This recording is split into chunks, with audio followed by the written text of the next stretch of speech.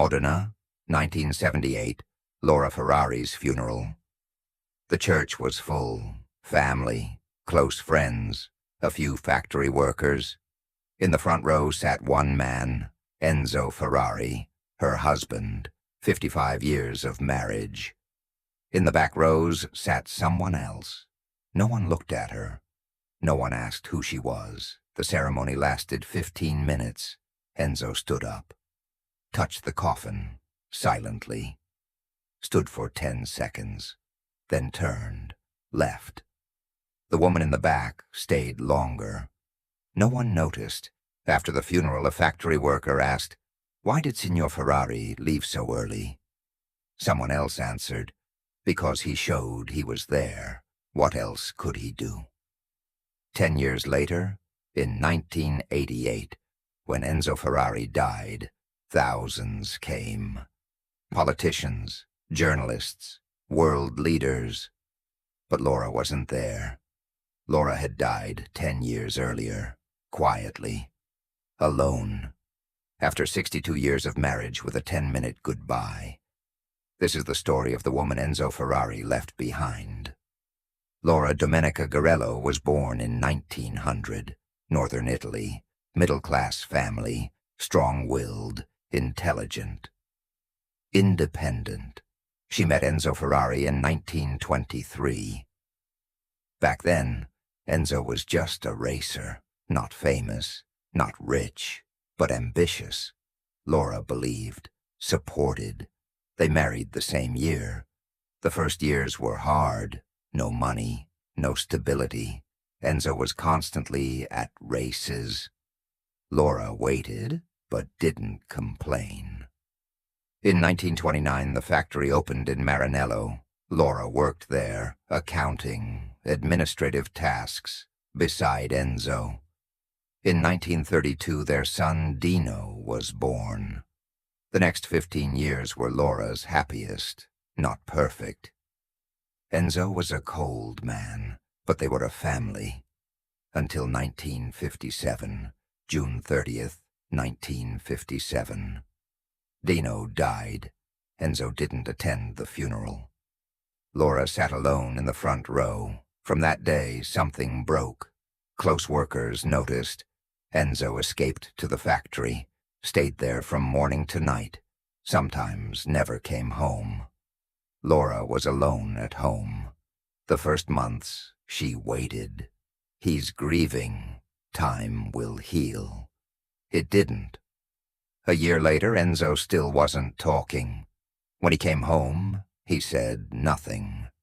Factory workers recall Laura came to the factory one day to see Enzo. The secretary said, "He's in a meeting." Laura waited for hours. Enzo never came out. Laura went home. This pattern continued for years.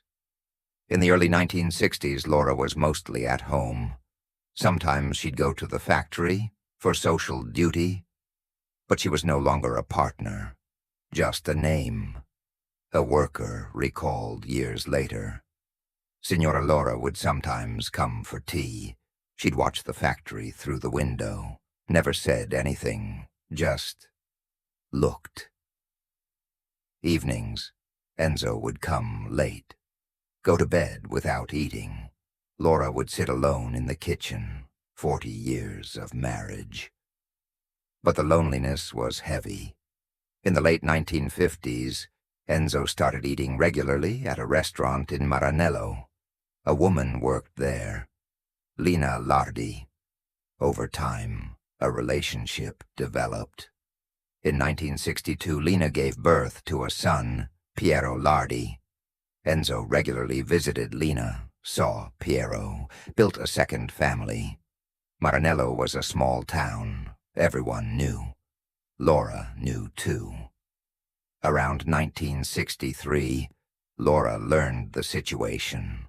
Available testimonies and her subsequent behavior show the same thing. She accepted it silently. She went to the factory less, attended fewer social events. A close friend recalled years later, "Laura once said, 'Enzo has two lives, One with me, on paper, one with someone else in reality. But what can I do? I can't divorce. In Italy, it's a scandal. At least I have a home, a name. She never filed for divorce, never asked for separation. Maybe she had no other choice. Maybe she loved him, maybe both. The 1960s, the 1970s. For 20 years, Laura lived with this situation. At official events, she'd stand beside Enzo, play the role of Signora Ferrari. But in private life, she was alone. In the 1970s, her health declined. In 1978, she fell seriously ill. Enzo visited, once, briefly, asked how she was. "I'm fine," Laura said. A nurse later asked, "Your husband loves you very much, doesn't he?" Laura's answer wasn't recorded, but her expression was a sad smile. In 1978, Laura died. Her funeral was small, family, a few workers. Enzo came, stayed 10 minutes, touched the coffin, said nothing, left. A worker. He never cried. Maybe there was nothing left to cry about. Maybe Laura's death was just the official end of a relationship that had ended long ago. 10 years later, in 1988, Enzo died. His funeral was massive. Thousands of people, politicians, journalists, world leaders.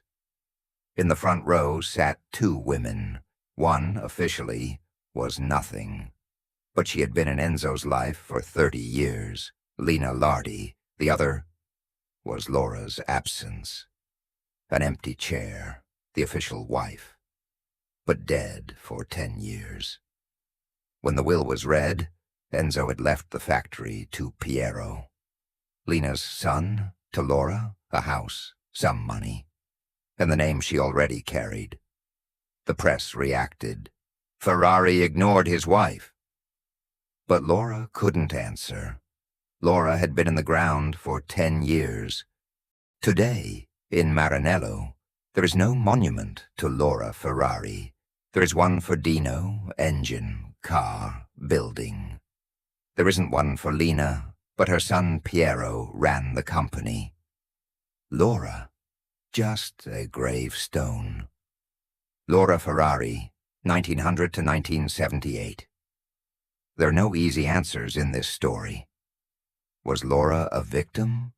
Yes, but she also chose to stay. Maybe she had no other choice. Maybe she loved him. Was Enzo cruel? He was cold, distant. But he was also a man frozen after losing Dino. He suffered too. But he made Laura suffer as well. Was Lina guilty? She was also a woman, also in a relationship, also living a life. In this story, if you look for bad, you'll find it. But if you look for why, you'll find something harder.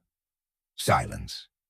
Laura Ferrari was a man's official life for 62 years, but she was never the center of his real life. She was at the beginning. She wasn't at the end. She was around, never inside. Have you ever been in a situation where someone was yours on paper, but someone else's in reality? Have you ever lived in a relationship where you didn't know whether to stay or leave? This is episode 11 of Enzo Ferrari, The Defining Silences. In previous episodes, we saw Ferrari's refusals. In this episode, we see a different kind of refusal. Silent refusal. Daily refusal. Refusal that lasted years. Ferrari never said no to Laura, but he never said yes either. He just wasn't there. And maybe that's the most painful part. Accepting an open refusal is easy. Carrying a silent refusal takes 58 years. Laura carried it.